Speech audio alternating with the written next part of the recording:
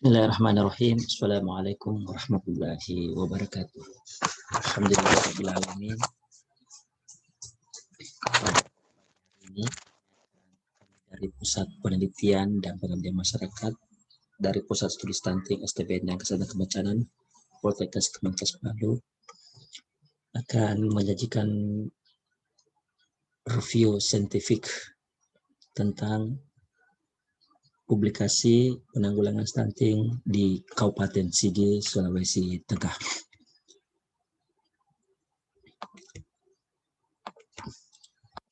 Kami melakukan pencarian menggunakan Publish of Paris dengan mengetik title words, Sigi, dan kata kunci stunting. Setelah kami lakukan pencarian, kami menemukan sekitar 9 artikel yang terkait dengan stunting di Kabupaten Sigi. Hasil pencarian ini mulai dari tahun 2017 hingga dengan tahun 2021. Berdasarkan sitasi per tahunnya, publikasi yang paling banyak disitasi adalah mengenai penelitian tentang efek program stop buang air besar sembarangan terhadap pencegahan stunting anak balita di Kabupaten Banggai dan Sigi. Penulisnya adalah Fahmi Hafid, Udin Jabu, dan kawan-kawan. Penelitian ini dipublikasikan di Indonesian Journal of Human Nutrition di Fakultas Kedokteran Universitas Brawijaya, dan inti daripada tulisan ini adalah terkait bagaimana pencegahan stop buang air besar berpengaruh terhadap stunting. Dari 9 publikasi ini, 4 diantaranya itu adalah publikasi dari teman-teman dari Poltekkes Kemenkes Palu. Pertama adalah efek program stop buang air besar terhadap pencegahan stunting. Kemudian yang kedua adalah The Prevention Against Morbidity and Stunting Through Vitamin A Supplementation in Sigi and Tauna District. Kemudian yang ketiga adalah risk factor of stunting even in child 6 until 23 months old in Biromari Public Health Center Sigi. Kemudian yang keempat adalah implementasi dari vitamin A supplementation for postpartum mothers in Palu City and Sigi Regency. Jadi dari 9 publikasi ini, hal-hal yang terkait dengan bagaimana kontribusi Poltekkes Kemenkes Palu dalam penanggulangan stunting di Sulawesi Tengah melalui publikasi telah menyumbangkan 4 publikasi baik nasional maupun internasional.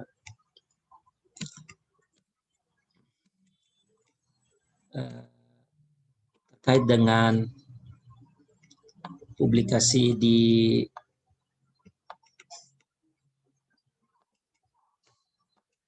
Indonesian Journal of Human Nutrition yang terkait dengan efek program stop buang air besar sembarangan terhadap pencegahan stunting anak balita di Kabupaten Banggai dan Sigi, hasil penelitian menunjukkan bahwa program stop buang air besar sembarangan mencegah stunting anak balita baik di Kabupaten Banggai maupun Kabupaten Sigi. Dari penelitian ini, prevalensi stunting sebesar 15,6, kemudian jumlah sampel sebanyak 116 orang, dan kelompok stop buang air besar non stop buang air besar sebanyak 236. Hasil penelitian menunjukkan bahwa rata tinggi badan pada kelompok stop buang air besar lebih tinggi, minus 0,36, dibanding dengan yang tidak stop buang air besar atau minus 0,94 standar deviasinya, rata standar deviasi. Jadi ada perbedaan 0,6 cm antara kelompok yang stop buang air besar dengan kelompok dibandingkan dengan kelompok yang tidak stop buang air besar. Kemudian pada penelitian berikutnya,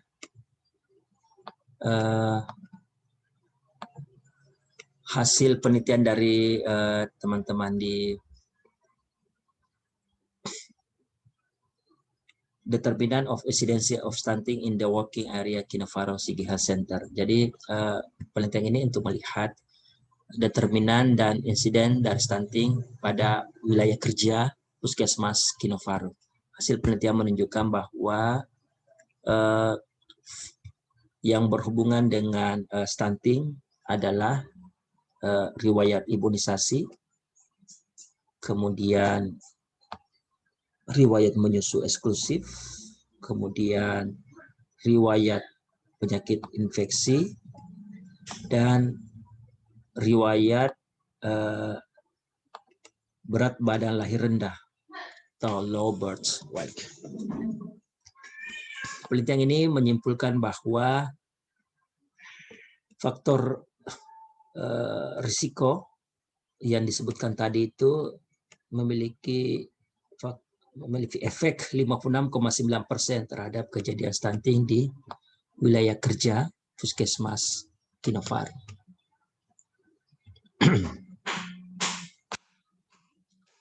Kemudian berikutnya adalah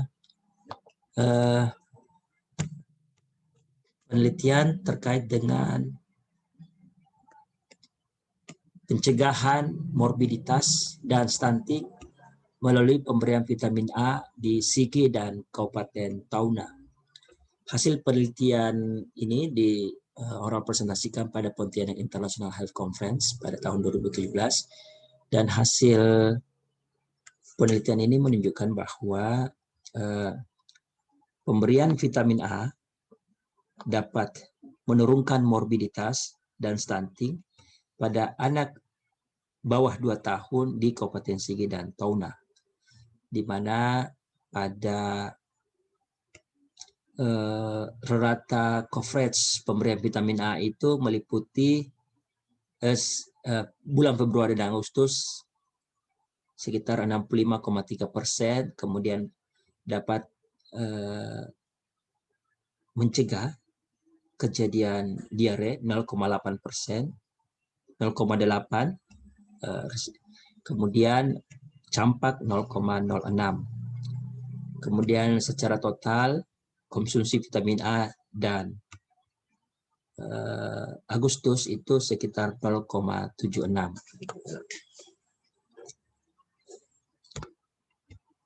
Jadi manfaat pemberian vitamin A terutama pada pancaroba bulan Februari dan Agustus itu memberikan kontribusi langsung terhadap pencegahan diare sebanyak 18,8%, kemudian batuk 54,3%, kemudian ISPA 8,5%, dan campak 5,1%. Pada studi ini, prevalence stunting baik di Tojo Una-Una maupun di Sigi secara total adalah 43,8%. Dan kesimpulan dari penelitian ini adalah vitamin A menurunkan morbiditas dan stunting pada anak balita di Kabupaten Sigi dan Kabupaten Tauna. Penelitian yang lain yang terkait dengan stunting di Sigi adalah perilaku ibu dalam pemberian makan pada balita stunting di Puskesmas Birumaru Kabupaten Sigi. Hasil kesimpulannya menyatakan bahwa perilaku pemberian makan yang dilakukan pada anak stunting masih sangat rendah. Terlihat bahwa minimnya pengetahuan ibu mengenai stunting dan pemberian makan yang tepat bagi balita, serta kurangnya dukungan yang diberikan suami kepada ibu balita dalam mendorong pemberian makan pada balita. Hasil ini penelitian daripada teman-teman di program studi kesehatan masyarakat Universitas Tadulako. Kemudian penelitian yang lainnya, hubungan pola asuh dan pendapatan ekonomi keluarga dengan masalah stunting di wilayah Kecamatan Tanam Bulafa, Kabupaten Sigi, Provinsi Sulawesi Tengah. Dari penelitian ini menunjukkan bahwa Beberapa variabel yaitu pola asuh dan pendapatan ekonomi keluarga berhubungan dengan masalah stunting di Kecamatan Tanam Bulafa, Kabupaten Sigi, Provinsi Sulawesi Tengah. Kemudian menyarankan agar pelayanan kesehatan dapat membantu mengatasi masalah gizi pada anak serta membantu mengedukasi masyarakat tentang pencegahan stunting sehingga dapat meningkatkan kualitas hidup anak dalam menjalankan aktivitas sehari-hari tanpa mengalami gangguan pertumbuhan dan perkembangan. Kemudian hasil penelitian dari Bapak Abdul Farilewa yang terkait dengan faktor risiko pada anak 6-23 bulan di Puskesmas Wilayah Kerja Puskesmas Biro Baru Kabupaten Sigi. Penelitian ini adalah penelitian internasional di Scopus Q3 dan hasil penelitian ini menunjukkan bahwa kejadian stunting di Puskesmas Biro Baru itu terkait dengan berat lahir dan paritas. Penelitian ini unik karena ternyata berat lahir, kemudian maternal gestasional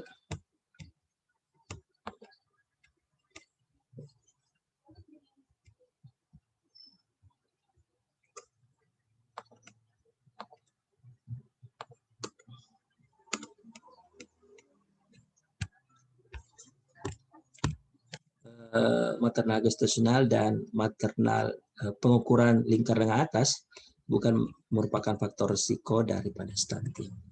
Kemudian penelitian berikutnya adalah kejadian stunting ditinjau dari pola makan dan tinggi badan orang tua anak usia 12 sampai 6 bulan di Puskesmas Kinofaro, Kabupaten Sigi, Provinsi Sulawesi Tengah.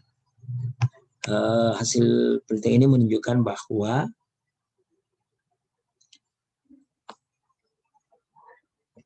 tidak terdapat hubungan antara pola pemberian makan dan tinggi badan ibu dengan kejadian stunting. Justru terdapat hubungan yang signifikan antara tinggi badan ayah dengan kejadian stuntingnya. Kemudian penelitian yang lainnya, ini adalah faktor yang tingkat tekanan pangan di wilayah di Kecamatan Sigi Biro Baru. Kemudian artikel yang terakhir yang terkait dengan stunting di Sulawesi, jadi Kabupaten Sigi adalah implementasi dari pemberian vitamin A untuk ibu postpartum atau ibu nifas di Kota Palu dan Kabupaten Sigi. Hasil penelitian ini menunjukkan bahwa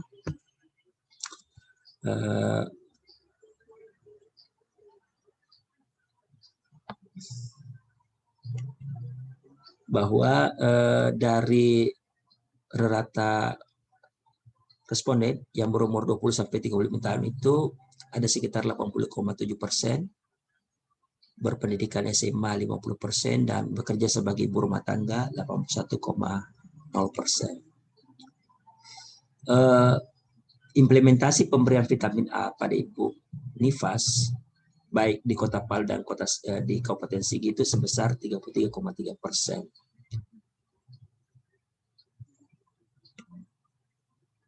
Pendidikan terkait dengan pemberian vitamin A pada ibu nifas. Kemudian dari 130 responden,